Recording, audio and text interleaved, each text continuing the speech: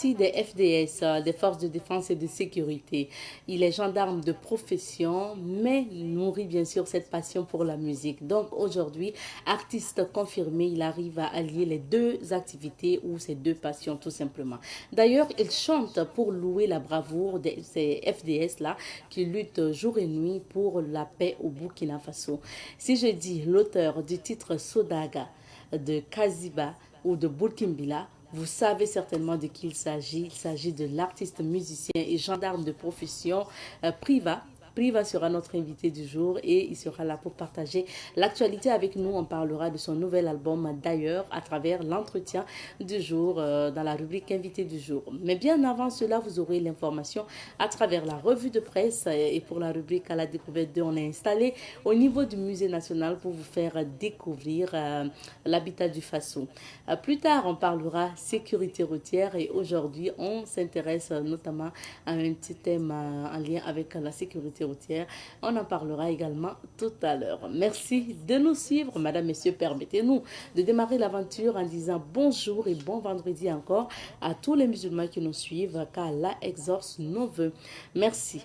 Alors, direction le musée national qui est situé sur l'avenue Thomas Sankara, ancienne avenue Charles de Gaulle, et le musée national c'est à Ouagadougou bien sûr. On part au sein de ce musée pour à la découverte. Bon, à la découverte pas du musée national seulement, mais du musée national, mais plus particulièrement de l'habitat du Faso qui se trouve au sein du musée national. C'est dans un espace que vous allez découvrir ces habitats, ces différents habitats donc, du Burkina, de plusieurs ethnies du Burkina Faso. Vous aurez l'habitat Mouaga, l'habitat Peul, l'habitat Sénoufo, Marca, Lobi Dagara, Samon, et bon, l'habitat San, je vais dire, et tout ce qui constitue en tout cas les majorités des communautés au Burkina Faso. Donc, on part pour la visite avec notre guide touristique. Il est guide touristique au sein du musée national. Il s'agit de M. Auguste Bado qui nous amène à la visite de cet espace dénommé l'habitat du Faso.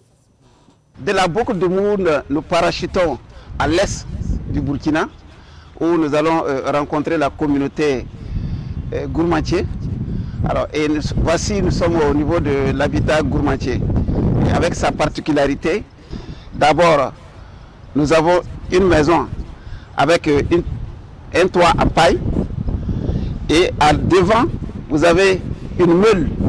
Et c'est cette meule-là qui est utilisée par les femmes pour moudre également la farine. Alors, pourquoi un peu une ressemblance avec d'autres communautés, on le verra plus loin, qu'ils ont un lien avec certains groupes ethniques tels que les Mossé. Nous sommes à l'intérieur d'un habitat gourmandier. Et chez les gourmandiers, il faut dire que la géomancie fait partie, en tout cas, de leur activité phare. Donc, en témoigne la présence du sable que nous avons devant nous. Et chez les gourmandiers, tout s'explique à travers le sable. Donc, lorsque on est face à une situation, il faut consulter le sable pour savoir ce qui va se passer dans l'avenir et quelles sont les solutions qui vont en découler. Et vous avez ici une sorte de jarre qui permet de conserver souvent certains types de céréales. Par exemple, on peut même mettre de l'arachide à l'intérieur. Mais là, c'est utilisé souvent pour donner aux petits-fils, voilà, ou aux étrangers qui arrivent, on peut prélever quelque chose comme de l'arachide et autres. Mais vous avez également souvent des greniers à côté pour la conservation des céréales. Le foyer qui est toujours d'actualité dans presque tous les habitats du Burkina. Donc c'est les foyers 3 pierres. Donc, et ces foyers, vous voyez, par exemple, toujours au niveau du mur. Et on peut aussi ajouter une 4e pierre lorsqu'on veut ajouter une 2e marmite. Et là, ça permet d'économiser en bois au lieu de faire un 2e foyer. Alors, maintenant, nous voyons des canaries empilés. Ça fait partie d'une des fonctions du mobilier domestique traditionnel qui est la décoration. Quand vous rentrez dans la maison d'une femme, à travers la manière dont elle va classer je dirais ses ustensiles, on peut savoir c'est quel type de femme qui vit dans la maison, si elle est ordonnée ou pas. Et c'est en même temps des lieux de cachette, voilà, ou de leur trésor. Donc, lorsqu'elle en a beaucoup de canaries, vous n'allez pas savoir dans quel canari elle a caché de l'argent ou bien des bijoux pour le mariage de sa fille. Maintenant, au niveau de l'art vestimentaire, vous avez ici un habit traditionnel du Faso d'Anfani, je dirais typique au Gourmandier. C'est beaucoup plus la couleur noire et le fond noir avec le rouge, mais également nous avons aussi du blanc et du bleu qui fait partie aussi de leur tenue traditionnelle.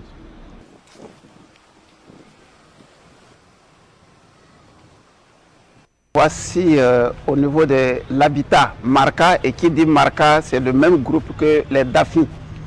Et la particularité de l'architecture Marca, ce sont des maisons de forme rectangulaire avec plusieurs pièces. En témoigne cette maison qui a 3 pièces. Et quand vous y entrez, une autre particularité, c'est le mobilier que vous allez voir à l'intérieur. Et le toit de la maison est en terrasse. Alors, parmi ce qu'on peut avoir, vous avez des pots, donc des canaris, et je dirais les femmes des Marca, ce sont les femmes qui ont, je dirais, une spécialité en matière de la poterie. Voilà. Donc vous allez voir par exemple que dans la région de Kériba et autres, les femmes sont connues pour la poterie. Et ce qui fait que vous allez voir qu'il y a beaucoup de mobilier en argile cuite. Maintenant, au niveau de l'art vestimentaire également, les Marca sont très connus, avec par exemple leur pain qu'on appelle le pain toutou. Un pain très cher parce qu'il est constitué de soie et du coton. Donc le prix de la soie fait que ce pain aussi est également très cher. Et un homme par exemple qui n'achète pas ce pain pour sa femme, ce qui veut dire que soit il est pauvre, soit il est avare. Étant donné que nous sommes au niveau de l'habitat Marca, nous voyons également un champ de sésame. Il faut dire que le sésame est une culture très répandue dans la région de la boucle du Moun. Et c'est pour cela que vous voyez que le sésame se trouve à côté de l'habitat. Et également, le sésame est très connu pour, en tout cas, ses qualités en matière d'huile. Il faut dire qu'au niveau des habitats traditionnels, une grande majorité de ces habitats-là sont faits à base de toits en bois. Cela est dû au fait que chaque communauté utilise les matériaux qui étaient à sa disposition. Et également selon le contexte.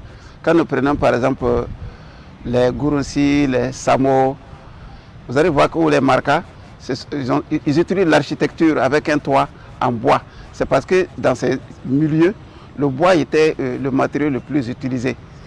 Et également, ça dépend de la technique. Étant donné que c'est des maisons sous forme carrée ou rectangle, on ne peut pas utiliser un toit en paille facilement. Voilà. Et de même, vous allez voir qu'au niveau de l'habitat Peul, vous allez voir que c'est une architecture faite à base de paille. Ça aussi, c'est dû pour un contexte bien connu, qui est le fait que, comme c'est des nomades, ils ne peuvent pas utiliser des matériaux de fortune. Voilà, cela les oblige à utiliser des matériaux qu'ils peuvent facilement déplacer. La terre rouge est utilisée au niveau de certains habitats tels que l'habitat Bobo ou l'habitat Sénéfo. Cela est dû tout simplement au type de sol qu'on retrouve dans ces régions-là. Vous allez voir quand vous allez dans la région de Bobo ou dans la région des Cascades, il y a la latérite rouge qui donne cette couleur-là au niveau de l'habitat. Lorsque vous arrivez au niveau de chaque habitat, une des particularités sur la majorité de nos habitats traditionnels, c'est que la porte d'entrée est basse. La raison, c'est que lorsque vous allez chez quelqu'un, on peut expliquer ça, vous devez vous abaisser.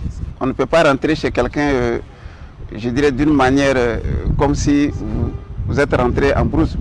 Donc quand vous arrivez, il faut vous abaisser. C'est un signe de respect pour la personne qui va vous accueillir. Et nous débutons la lecture des titres des journaux avec l'Observateur Palga. L'Obs affiche ce matin à sa une nonciature apostolique du Ouest du Ghana, homélie de Monseigneur Julien Kaboré au palais présidentiel. Pâtes alimentaires made in Burkina, du miam-miam endogène dans 6 mois. Une lettre pour l'ail, rupture de contrat de travail, une décision de justice qui passe mal. Pourquoi les étalons joueront à Abidjan? Désactivation annoncée des sites .bf, non à jour. Première entrée judiciaire sous les auspices du CSM nouveau. Investir au Burkina, audience des entrepreneurs de la diaspora avec le chef de l'État. Toujours à la une de l'Obs ce matin, 79e Assemblée générale de l'ONU, consensus pour 2 sièges permanents au Conseil de sécurité pour l'Afrique. On passe à présent au journal Le Pays. Le Pays affiche à sa une ce matin développement du Burkina Faso. Les entrepreneurs de la diaspora réaffirment leur soutien au chef de l'État. Rentrée scolaire 2024-2025, les parents d'élèves entre cherté de fournitures scolaires et stress budgétaire. L'UNAPSB souhaite une année de réussite à tous les acteurs éducatifs. Popuri Gawa, une serveuse perd la vie en buvant 6 canettes de Vodi. Contrôle des ambulances corbillards, véhicules diplomatiques et autres à l'entrée de Ouaga, une mesure qui s'impose. ActuFoot visite Congo, la RDC a trouvé un accord avec l'AC Milan. Mystère psychique et spirituel, c'est par les parents que toutes sortes de parasites psychiques pénètrent dans les cerveaux des enfants. Toujours à la une du journal Le Pays, ce matin, pose de la première pierre d'une usine de production de pâtes alimentaires. Des pâtes made in Burkina disponibles dans 6 mois. Forum des établissements de formation professionnelle de l'État pour l'accompagnement de nouvelles dynamiques de souveraineté dans l'espace de l'AES. Nous terminons avec le journal Aujourd'hui au Faso. Aujourd'hui au Faso affiche à sa une ce matin complot contre la sûreté de l'État. Le procureur général Laurent Poda ouvre une information judiciaire. Université d'été de l'Alliance des États du Sahel, lancement des travaux à Zignari. Rokia Traoré extradé vers la Belgique, des secrets d'alcôve devenus affaires judiciaires, 3 points d'État. Révélation de Robert Bourgui, une lumière plus crue sur les mœurs nauséabondes de la France-Afrique. Toujours à la une de Aujourd'hui au Faso, Burkina Mali Niger, le journaliste Wassim Nasr de France 24 dans l'orgnette de la visite de la justice de l'AES. Forum EFP 2024, ces établissements sont dans une dynamique souverainiste. Selon Bassolma Bazi, News du VSD, liste des étalons seniors Cannes 2025. Ouverture du centre de télépilotage des drones.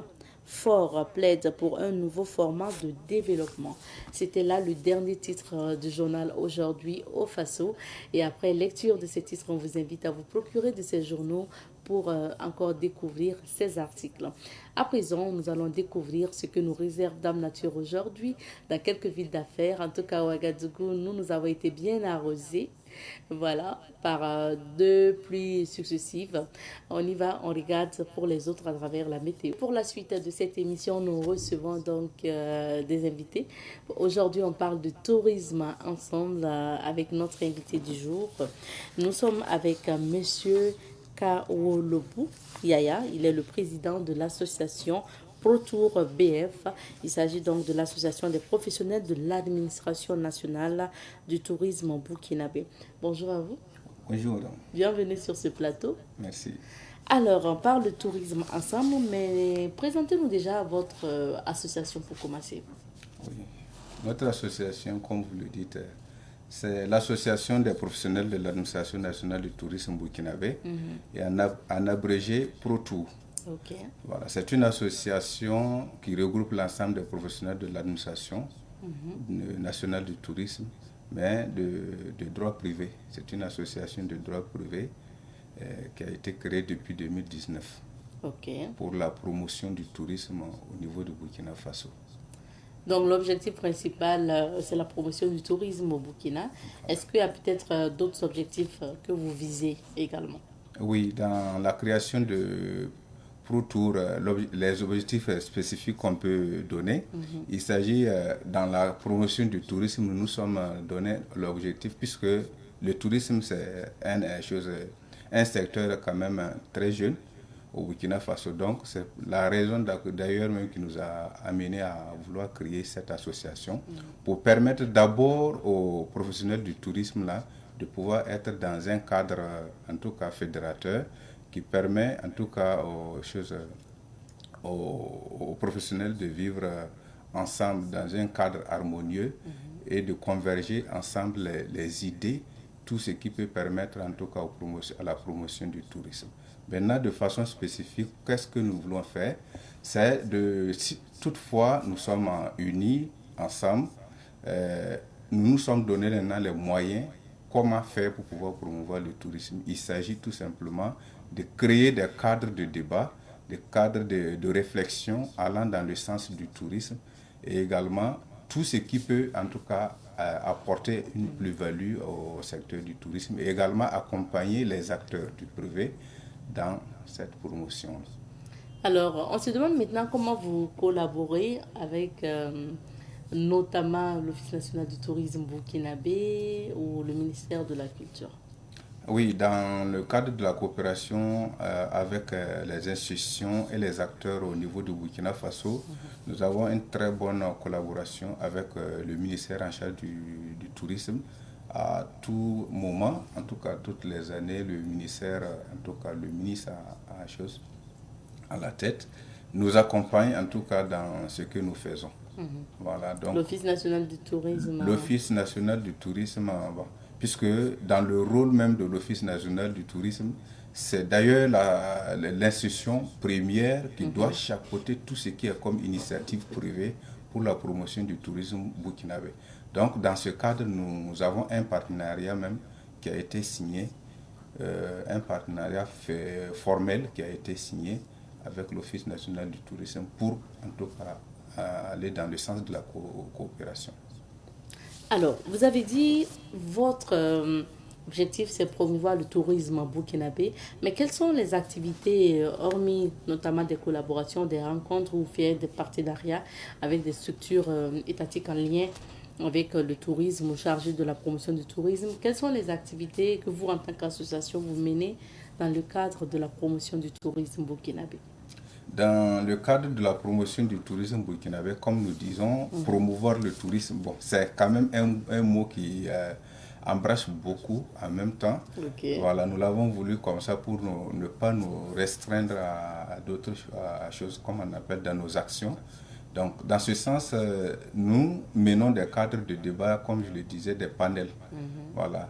Par exemple, généralement, cette année, le 27 septembre de chaque année. Aujourd'hui même, on va en parler tout à l'heure. Oui. Voilà, donc nous organisons des panels où on convie les experts dans le domaine qui permet d'apporter des connaissances et en tout cas pour l'avancée du tourisme. Nous avons également des sorties instinctives qui permettent, voilà, où nous essayons de rassembler les administrateurs, c'est-à-dire ceux de l'administration du tourisme, ceux du privé du tourisme, et ensemble nous faisons des sorties pour donner également l'exemple aux Burkinabés qu'il faut sortir pour découvrir leur propre patrimoine. Voilà, donc il y a ces activités. Et également nous accompagnons également les acteurs privés qui ont des initiatives allant dans le sens de choses comme la promotion du tourisme par des activités de renforcement de capacité. Et voilà, en tout cas dans ce sens. Parlons justement du 27 septembre, vous l'avez déjà annoncé, nous sommes le 27 septembre aujourd'hui, donc journée mondiale du tourisme. Oui. Que représente en fait cette journée pour vous? Oui, effectivement, le 27 septembre de chaque année, l'Organisation mondiale du tourisme, d'abord l'ONU Tourisme pour le dire, célèbre chaque année la journée mondiale du tourisme, puisque c'est à partir des années 1970, il y a eu la validation des statuts de l'organisation.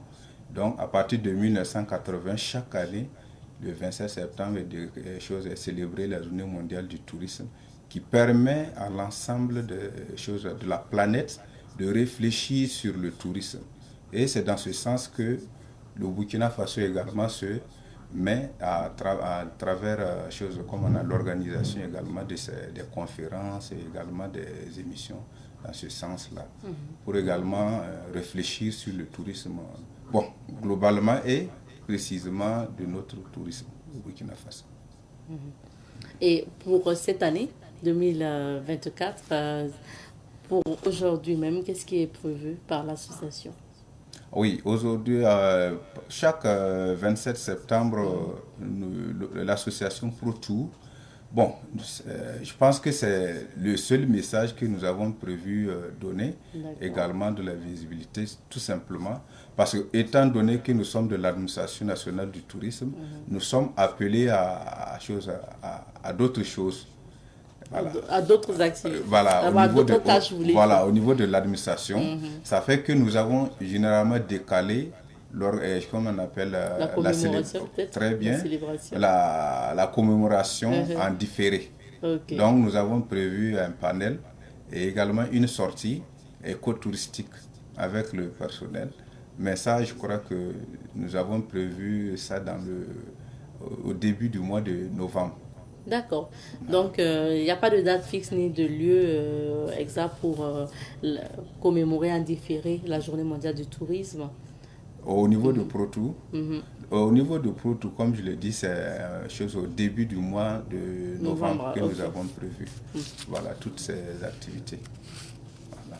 Et la Journée mondiale du tourisme, enfin, la Journée mondiale du tourisme en général, quelle est l'invite que vous voulez faire à l'endroit aussi des Burkinabés? Parce qu'on regorge pas mal de sites touristiques au Burkina, de patrimoine au Burkina. Oui, exactement. C'est que notre objectif aujourd'hui, c'est de dire à tous les Burkinabés que vraiment vous avez un riche patrimoine que vous devez visiter. Parce que de plus en plus, il faut savoir que le tourisme, c'est, pour ceux qui veulent, ils peuvent essayer de taper sur Internet pour voir. Le tourisme fait partie des activités qui, en tout cas, qui sont en train même de surplomber le pétrole, même la chimie.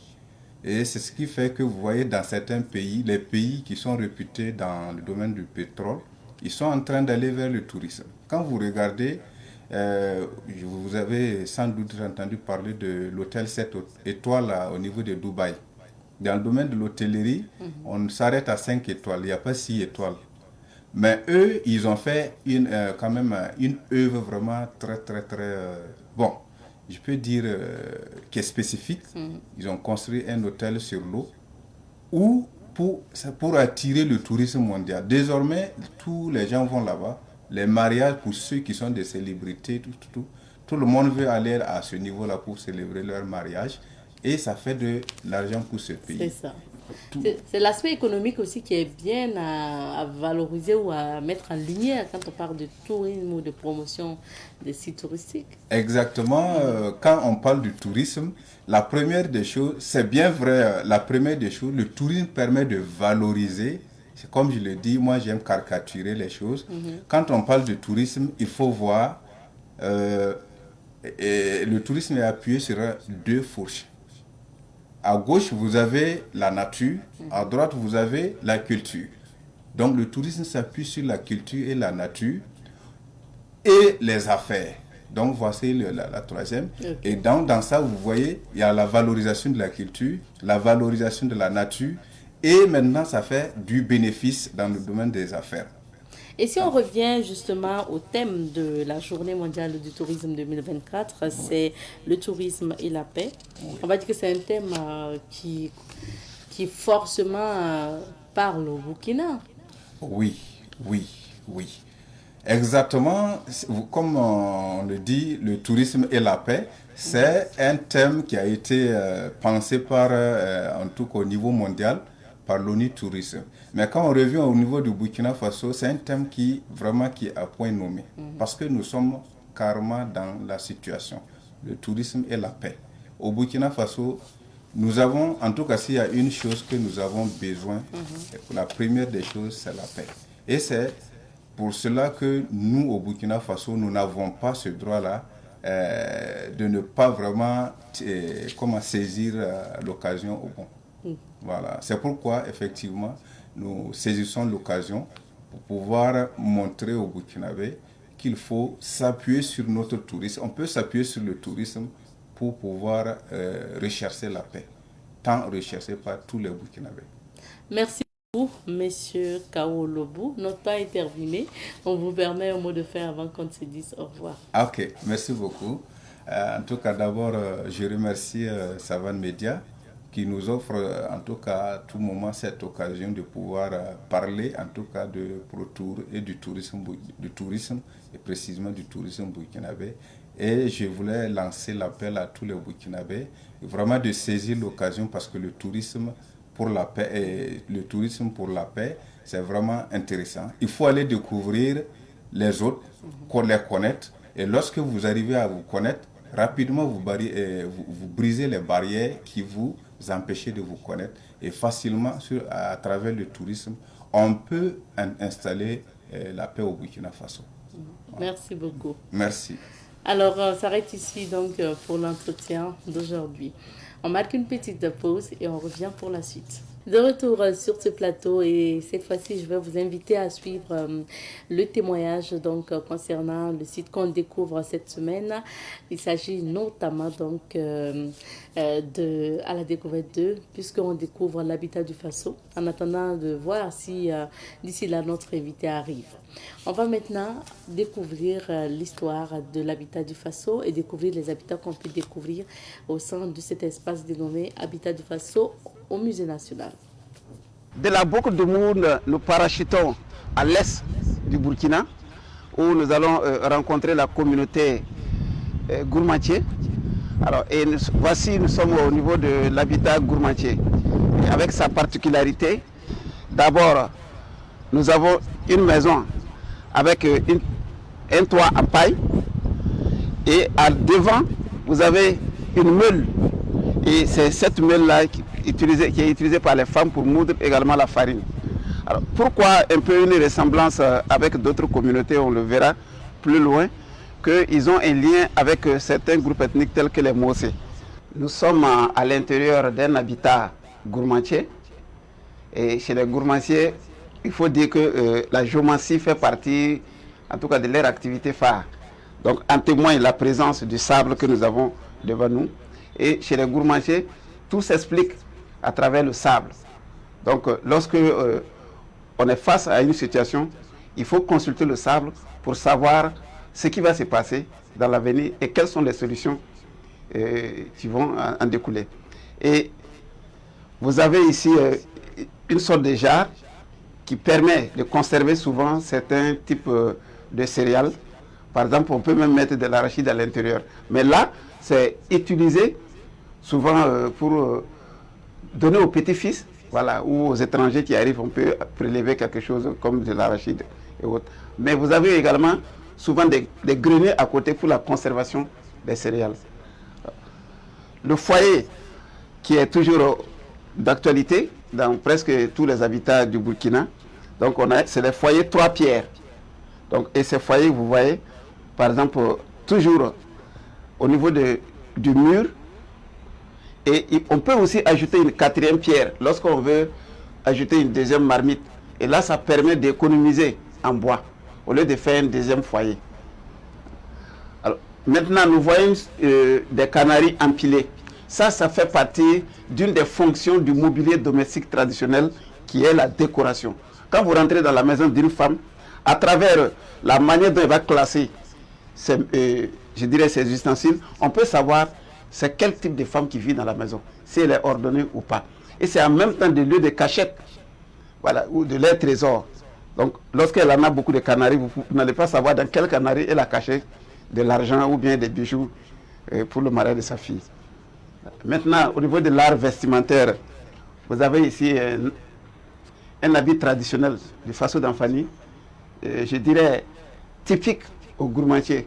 C'est beaucoup plus la couleur noire et le fond noir avec le rouge, mais également nous avons aussi du blanc et du bleu qui fait partie aussi de leur tenue traditionnelle.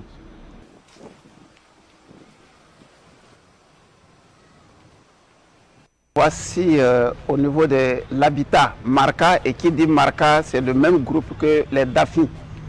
Et la particularité de l'architecture Marca, ce sont des maisons de forme rectangulaire avec plusieurs pièces. En témoigne cette maison qui a 3 pièces. Et quand vous y entrez, une autre particularité, c'est le mobilier que vous allez voir à l'intérieur. Et le toit de la maison est en terrasse.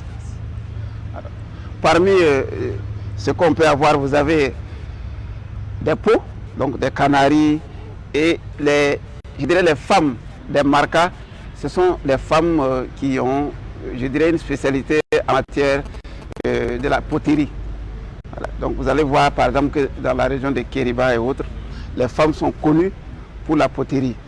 Et ce qui fait que vous allez voir qu'il y a beaucoup de mobilier en argile cuite. Maintenant, au niveau de l'art vestimentaire également, les Marca sont très connus, avec par exemple leur pain qu'on appelle le pain toutou. Un pain très cher parce qu'il est constitué de soie et du coton. Donc le prix de la soie fait que ce pain aussi est également très cher. Et un homme par exemple qui n'achète pas ce pain pour sa femme, ce qui veut dire que soit il est pauvre, soit il est avare. Étant donné que nous sommes au niveau de l'habitat Marca, nous voyons également un champ de sésame. Il faut dire que le sésame est une culture très répandue dans la région de la boucle du Moun. Et c'est pour cela que vous voyez que le sésame se trouve à côté de l'habitat. Et également, le sésame est très connu pour, en tout cas, ses qualités en matière d'huile. Il faut dire qu'au niveau des habitats traditionnels, une grande majorité de ces habitats-là sont faits à base de toits en bois. Cela est dû au fait que chaque communauté utilise les matériaux qui étaient à sa disposition. Et également selon le contexte. Quand nous prenons par exemple les Gourossi, les Samo, vous allez voir que les Marca, ils utilisent l'architecture avec un toit en bois. C'est parce que dans ces milieux, le bois était le matériau le plus utilisé. Et également, ça dépend de la technique. Étant donné que c'est des maisons sous forme carrée ou rectangle, on ne peut pas utiliser un toit en paille facilement. Voilà. Et de même, vous allez voir qu'au niveau de l'habitat Peul, vous allez voir que c'est une architecture faite à base de paille. Ça aussi, c'est dû pour un contexte bien connu, qui est le fait que, comme c'est des nomades, ils ne peuvent pas utiliser des matériaux de fortune. Voilà, cela les oblige à utiliser des matériaux qu'ils peuvent facilement déplacer. La terre rouge est utilisée au niveau de certains habitats tels que l'habitat Bobo ou l'habitat Sénéfo. Cela est dû tout simplement au type de sol qu'on retrouve dans ces régions-là. Vous allez voir quand vous allez dans la région de Bobo ou dans la région des Cascades, il y a la latérite rouge qui donne cette couleur-là au niveau de l'habitat. Lorsque vous arrivez au niveau de chaque habitat, une des particularités sur la majorité de nos habitats traditionnels, c'est que la porte d'entrée est basse. La raison, c'est que lorsque vous allez chez quelqu'un, on peut expliquer ça, vous devez vous abaisser. On ne peut pas rentrer chez quelqu'un, je dirais, d'une manière comme si vous êtes rentré en brousse. Donc quand vous arrivez, il faut vous abaisser. C'est un signe de respect pour la personne qui va vous accueillir. Nous recevons sur ce plateau M. Hippolyte Tapsoba. Je rappelle qu'il est donc moniteur, formateur à Victoire Auto École, notre partenaire de tous les vendredis pour cette chronique. Bonjour M. Tapsoba. Oui, bonjour Mme Nkiama et bonjour les téléspectateurs qui sont à l'écoute actuellement. Bienvenue. Aujourd'hui, on parle de la signalisation horizontale. Oui. Alors, à quoi sert la signalisation horizontale et qu'est-ce que c'est? Alors, donc pour faciliter la compréhension, alors le code a divisé, la sécurité routière a divisé le code en 2 types de signalisation. Nous avons d'abord la signalisation verticale qui regroupe tous les panneaux qui sont implantés le long de la route. Et aussi, nous avons la signalisation horizontale, c'est-à-dire les traits qui sont tracés à même la chaussée. C'est-à-dire les traits peuvent avoir la couleur jaune, blanche, et souvent des traits rouge, blanc alternés, ainsi de suite. Okay. Alors, dans le cas où c'est blanc, ce sont des traits qui sont permanents. Je veux dire qu'ils sont là pour plusieurs années. Et maintenant, lorsque c'est jaune, cela veut dire qu'il y a des travaux que chacun doit beaucoup faire attention de manière à ne pas créer un accident. Voilà. D'accord. Maintenant, quels sont les types de lignes qu'on peut justement rencontrer en circulation? Alors d'abord, nous avons les lignes continues. Comme on va voir en ici. image. Ok, Voilà. c'est ça une ligne continue. Voilà, lorsque nous avons au milieu de la route une ligne continue de ce genre, cela veut dire qu'on ne peut pas effectuer un dépassement. Parce que le franchissement ou le chevauchement de cette ligne est strictement interdit. Maintenant, à droite aussi, à droite ou à gauche, si on a, je veux dire, à l'extrême droite ou à l'extrême gauche de la chaussée, si on a des lignes continues, cela veut dire qu'on ne peut pas s'arrêter ni stationner à côté de cette ligne. Voilà. Ensuite, nous avons donc les lignes discontinues. Bon, les lignes discontinues subdivisent la chaussée en deux. Voilà. Et ça subdivise la chaussée en deux. Et comme son nom l'indique, de façon discontinue, c'est composé donc de traits et de vides. Okay. Et normalement, les traits, c'est 3 mètres et le vide, c'est 10 mètres. Et réellement, si on respectait ce marquage-là, ça permettait aux conducteurs de pouvoir laisser un intervalle avec ceux qui suivent. C'est-à-dire que si nous savons que le trait fait 3 mètres et que le vide fait 10 mètres sur 13 mètres, alors nous devrions pouvoir laisser un intervalle suffisant avec celui-là qu'on suit. Alors maintenant, nous avons la ligne discontinue, donc le dépassement est possible. Quand vous avez une ligne discontinue à votre gauche ou à votre droite, et surtout à votre gauche, cela veut dire que le dépassement est possible. On voit à l'antenne, est-ce que c'est cet exemple-là? Non, là c'est un passage pour piétons. Ah, d'accord. Un passage pour piétons. Et logiquement, une fois que le piéton est engagé sur ce passage, alors nous devons le laisser passer. On doit toujours passer derrière le piéton et non devant le piéton. C'est pour dire tout simplement que le piéton aussi qui veut s'engager dans ça doit bien regarder à gauche et à droite avant de s'engager. Mais une fois qu'il est dedans, alors les autres usagers doivent lui permettre de passer normalement. Merci. Alors, ensuite, voilà, c'est la ligne discontinue comme ça, d'accord, où nous pouvons franchir pour effectuer un dépassement. Mais dès que nous finissons donc d'effectuer le dépassement, nous devons revenir à droite pour ne pas croiser ceux venant en sens inverse. Là, c'est la ligne continue. C'est la ligne discontinue. Ici, c'est la ligne discontinue. Donc, vous voyez, c'est entrecoupé. Voilà, okay. Logiquement, c'est 3 mètres de trait et 10 mètres d'intervalle. Donc, c'est ça, je disais que quand c'est ça et là, ça nous permet de savoir à peu près quelle distance nous sommes avec celui-là qui est devant nous. Voilà. D'accord. Ensuite, voilà, nous avons la ligne accolée. La ligne accolée, cela veut dire que nous avons non seulement la ligne continue, mais aussi la ligne discontinue, qu'on appelle la ligne mixte.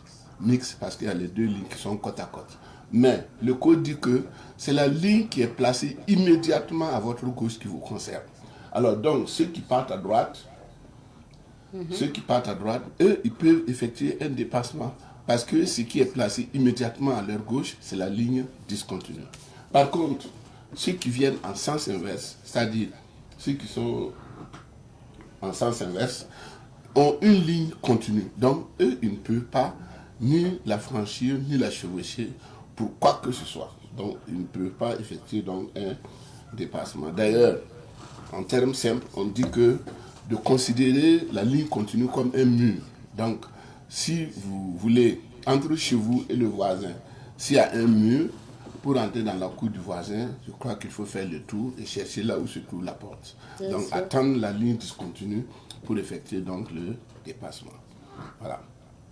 Ensuite, il y a les flèches, il y a le zéba, ou bien les flèches de rabattement. Bon, par exemple, ici, nous avons une ligne discontinue à droite et à l'extrême gauche, nous avons une ligne continue. Pourquoi? Parce qu'il y a un virage. Donc, imaginez-vous, si un véhicule s'arrête ici, alors elle va rétrécir davantage la route et les autres usagers ne pourront pas passer facilement. Alors donc, Ici, on ne doit même pas s'arrêter, n'en parlons pas de stationner. En montant ou en descendant. Dans les deux sens, on ne doit ni s'arrêter, ni stationner à côté de ces lignes-là. Voilà. Sinon, la ligne discontinue du milieu nous permet d'effectuer un dépassement parce que la visibilité est bonne. Parce que la visibilité est bonne, voilà. Alors, ici, nous avons les flèches de rabattement. Et ces flèches nous invitent à serrer à droite. Et généralement, quand il y a un rétrécissement de la chaussée, ou bien lorsqu'il y a un virage, alors on nous invite chacun à serrer à droite et ne pas envisager un dépassement. Parce qu'en voulant dépasser, on croiserait facilement ceux venant en sens inverse. Et surtout, souvent même, c'est par surprise. Imaginez-vous si nous sommes à un sommet de côte ou bien à un virage. Alors, le temps de savoir, la personne a débouché et s'assurer du face à face. Alors, pour éviter cela, il faut respecter donc la signalisation. Ici, nous avons des flèches qu'on appelle des flèches de sélection de voies ou directionnelles. C'est-à-dire, à l'approche des intersections, il y a des flèches qui nous permettent de choisir très tôt là où nous voulons partir. Vous voyez, les deux flèches du milieu, je veux dire de ma droite, signifie que ceux qui viennent en face et qui veulent aller tout droit peuvent emprunter celle du milieu ou celle qui est à l'extrême droite. Maintenant, ceux qui veulent tourner à gauche doivent rentrer dans la voie de droite. Alors, nous pouvons prendre l'exemple ici, sur la nouvelle route qui relie les deux échangeurs. Il y a donc ces flèches-là que personne ne respecte. Quelqu'un peut vouloir tourner à droite et il est toujours à gauche. Et à la dernière minute, il casse maintenant pour aller à droite. Souvent, ça se trouve qu'il y a des gens qui sont dedans. Et ceux aussi qui veulent aller tout droit ne doivent pas rentrer là-bas, puisque c'est réservé exclusivement à ceux qui veulent tourner à leur droite. Donc, ils ne doivent pas être là-bas. Sauf ceux qui veulent tourner donc à leur droite, qui doivent être là-bas. Maintenant, ceux qui veulent aller tout droit doivent être soit dans la voie du milieu ou bien dans l'extrême gauche. Voilà. Donc, il faut savoir choisir avant même l'intersection. Exactement. Comme ça, on ne dérange personne, quoi. Ça c'est bien, il faut savoir à quoi ça sert déjà. Oui, c'est ça. Alors donc, maintenant, en conclusion, il faut savoir que toutes les routes bitumées doivent être matérialisées. Vous avez remarqué qu'à Ouagadougou, par exemple, au départ, après donc la confection de la route, on met des traits. Généralement, c'est des traits qui ne durent pas. Je pense que peut-être que la peinture qui a été mise n'est pas une peinture appropriée. C'est-à-dire que si, par exemple, on prend la peinture des maisons pour mettre sur la route, il suffit que les véhicules freinent une fois et la peinture s'en va. Alors, donc, je crois qu'il y a une peinture spéciale qu'il faut utiliser de manière à ce que ça ne s'abîme pas très rapidement. Ensuite, une route matérialisée est bien visible la nuit. Quand vous roulez, vous savez où vous êtes. Je suis à droite, je suis au milieu, ou bien je suis à l'extrême gauche. Quand la route est matérialisée, chacun sait là où il est. Alors, ensuite, ceux qui sont chargés de matérialiser la route, donc en signalisation horizontale, doivent utiliser, comme je l'ai dit, une peinture spéciale. Ils doivent payer une peinture spéciale de manière à ce que ça puisse tenir longtemps. Et la peinture là aussi doit être fluorescente. Je veux dire que ça doit briller. Parce que quand vous émettez les phares, ça doit briller de manière à ce que vous puissiez voir loin. Alors ensuite, il faut respecter les dimensions des lignes. Parce qu'au Burkina là, quand vous regardez, vous voyez que par exemple les lignes discontinues, non seulement les traits ne valent pas les 3 mètres, ça c'est un, et les intervalles aussi ne valent pas les 10 mètres. Alors finalement, on ne sait pas à quoi ça correspond. Parce que nous avons non seulement la ligne discontinue normale, mais aussi nous avons les lignes d'avertissement. Les lignes d'avertissement, c'est 3 mètres de trait et 1,33 m de vide. Et quand nous avons cette ligne, cela veut dire que systématiquement, il y aura une ligne continue plus loin. Donc, chacun doit commencer déjà à réduire l'allure, aller doucement, parce que tout simplement, la chaussée sera à sens unique. Je veux dire que on ne pourra plus effectuer un dépassement. Voilà. Merci beaucoup. Voilà, de rien. Pour les conseils. De rien. Merci bien, M. Tapsoba. On dit merci aussi aux fidèles téléspectateurs de Bonjour le Faso. Merci d'avoir suivi cette émission. Merci d'avoir été avec nous tout au long de cette semaine. On s'excuse pour ces invités qui n'ont pas honoré notamment le rendez-vous. On se dit, Inch'Allah, lundi pour d'autres aventures. On dit merci à l'équipe de semaine. Nous étions accompagnés donc par Michael Yamego à la réalisation. Merci donc à Ernest Zida au son, Laura du côté de la production. Merci à Aurélie Somtouré qui a assuré le maquillage. Merci à tous ceux en salle de montage, en salle de diffusion et à la rédaction pour l'accompagnement. Allez, à lundi. Tschüss.